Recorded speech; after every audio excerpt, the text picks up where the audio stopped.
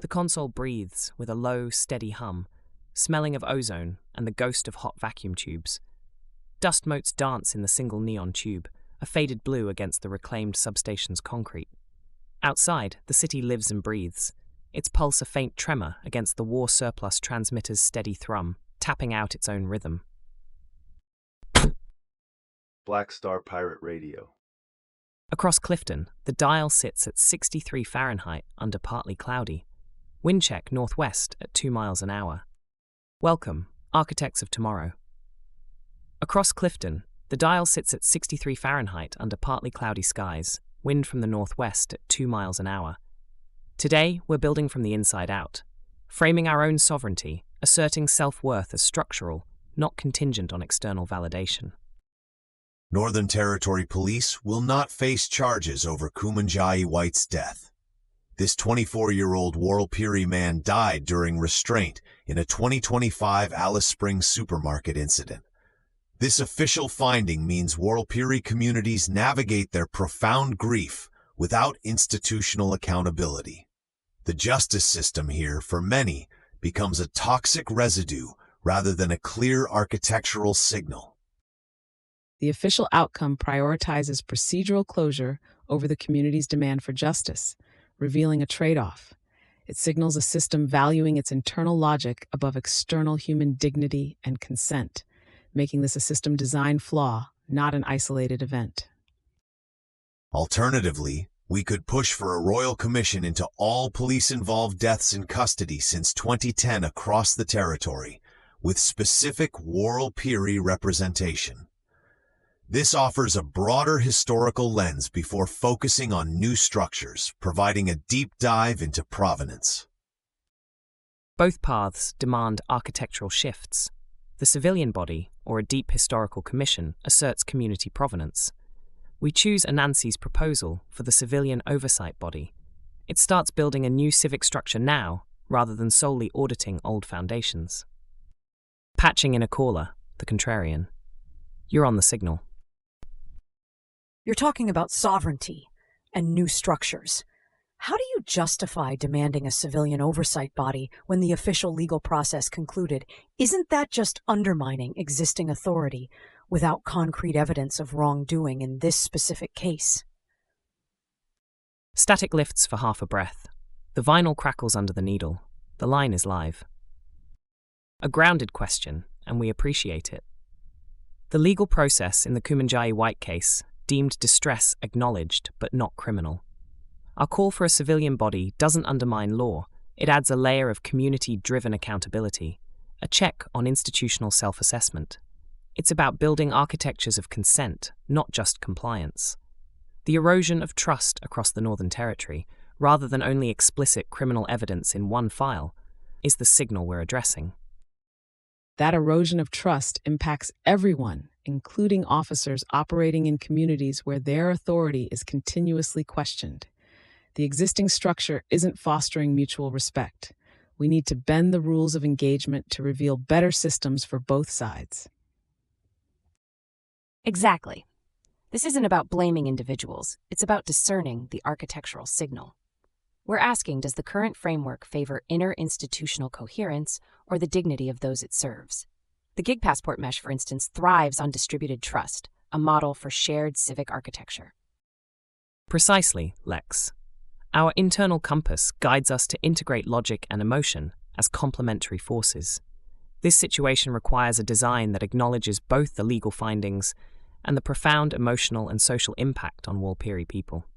Building that resilient inner and civic architecture means starting with consent and provenance at its core.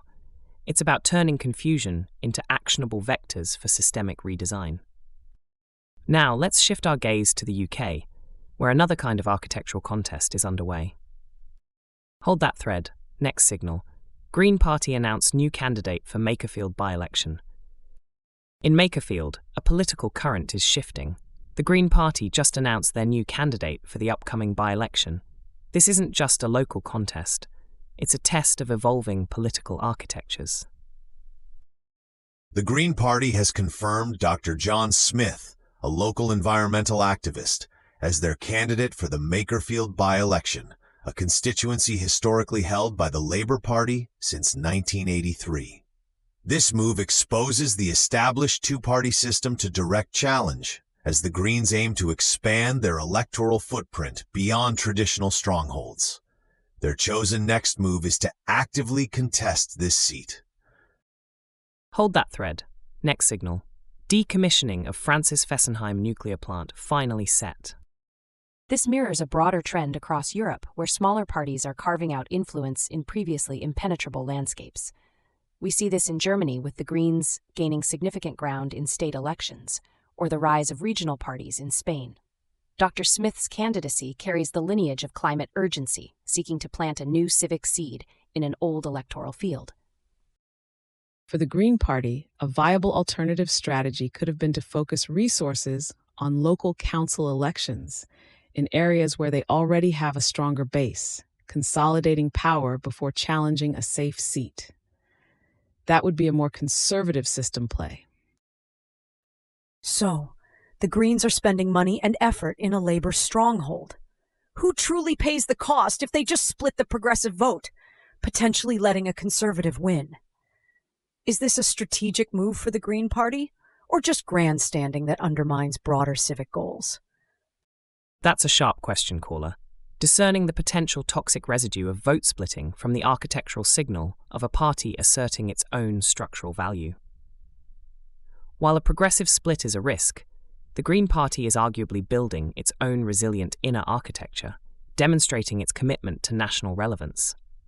Their move asserts their autonomy, refusing to be contingent on tactical voting, and challenging the notion that only two parties can hold structural power. Same dossier, new angle, keep the thread tight. The Fessenheim nuclear power plant, France's oldest, is finally commencing its full decommissioning after shutting down in 2020.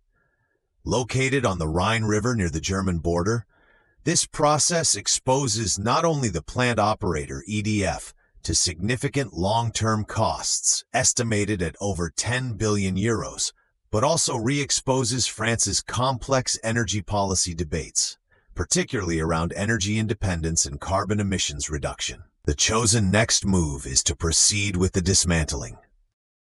This decision carries a lineage stretching back to Germany's post-Fukushima energy transition, the Energiewende, where they committed to phasing out nuclear power.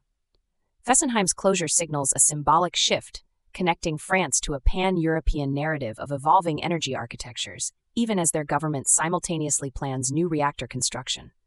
It's a cultural weave of past decisions and future aspirations. From a systems design perspective, France had a viable alternative. Extending Fessenheim's operational life, as some pro-nuclear advocates argued, to maintain baseload power and avoid reliance on gas imports, especially in the current geopolitical climate.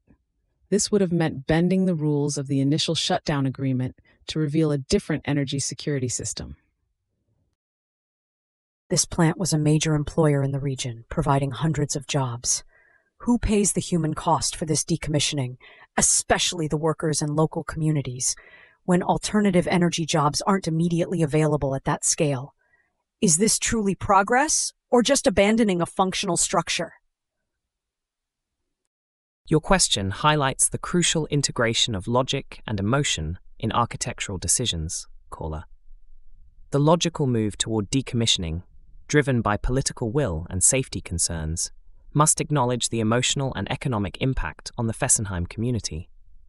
Building resilient inner and civic architectures means ensuring the dignity of those directly affected, perhaps through robust retraining programs or investment in local green industries, turning this confusion into actionable vectors for a just transition. Black Star Pirate Radio. Continue the signal at TogeeVision.com. Tune in, Sparks and Stories, Gig Passport.